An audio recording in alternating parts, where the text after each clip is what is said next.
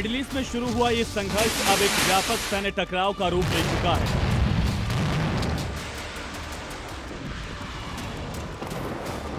पिछले 1 महीने में लगातार हवाई हमले, मिसाइल स्ट्राइक और ड्रोन अटैक ने पूरे इलाके को दहला दिया।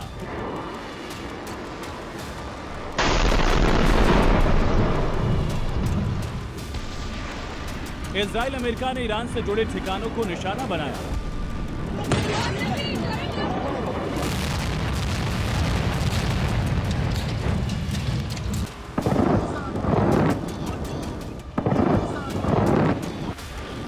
तो वहीं ईरान ने भी जवाबी कार्रवाई करते हुए इजराइल और खाड़ी देशों में मौजूद अमेरिकी सैन्य ठिकानों पर हमले तेज कर दिए।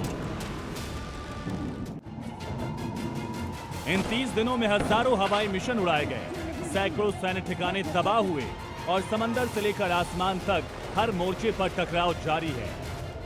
स्थिति इतनी गंभीर हो चुकी है कि पूरे क्षेत्र में तनाव चरम पर पहुंच गया है। साफ है कि यह सिर्फ सीमित संघर्ष नहीं रहा, बल्कि एक बड़े युद्ध का संकेत बनता जा रहा है। इस बीच अब अमेरिका ने मैदान में अपनी ताकत और बढ़ा दी। अमेरिका ईरान में हफ्तों तक चलने वाले ग्राउंड ऑपरेशन की तैयारी कर रहा है। हजारों अमेरिकी सैनिक और मरीन मिडिल ईस्ट में तैनात किए जा रहे हैं। इसका अंदेशा अमेरिका ने पहले ही कर दिया था कि वो जल्द ग्राउंड ऑपरेशन शुरू करेगा। अमेरिका ने अपने सबसे ताकतवर युद्धपोतों में से एक यूएसएस ट्रिपोली को मिडिल ईस्ट में तैनात किया। करीब 3500 मरीन के साथ ही युद्धपोत अब अमेरिकी केंद्रीय कमान क्षेत्र में सक्रिय हो चुका है। ये युद्धपोत एक छोटे विमान वाहक पोत जितना शक्तिशाली है। इसमें हेलीकॉप्टर, MV-22 ऑस्प्रे, अत्याधुनिक F-35 फाइटर जेट तैनात किए जा सकते हैं। 31वीं मरीन एक्सपीडिशनरी यूनिट भी तैनात की गई है। यानी सिर्फ तैनाती नहीं बल्कि संभावित बड़े सैन्य अभियान की तैयारी भी हो सकती है। लेकिन कहानी यहीं खत्म नहीं होती। अमेरिका पहले से ही यहां अपनी भारी सैन्य मौजूदगी बनाए हुए है। पश्चिम एशिया में पहले से ही कई अमेरिकी युद्धपोत तैनात हैं। USS निमित्ज, USS Gerald R Ford जैसे विमान वाहक पोत पहले से मौजूद हैं। हालांकि तकनीकी कारणों से एक पोत फिलहाल मरम्मत में है।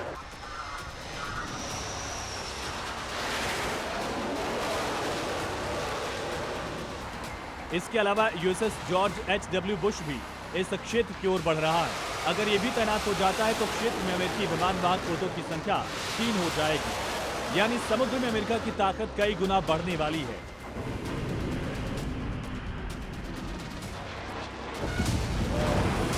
अमेरिकी राष्ट्रपति पहले ही साफ कर चुके हैं कि ये जंग ज्यादा दिन तक नहीं चलने वाली, क्योंकि मिडिल ईस्ट में चल रही जंग का असर पूरी दुनिया पर पड़ रहा है।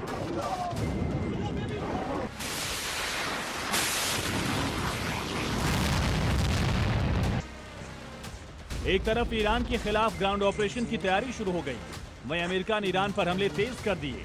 दावा किया गया कि अमेरिका ने तेहरान में एक यूनिवर्सिटी को निशाना बनाया।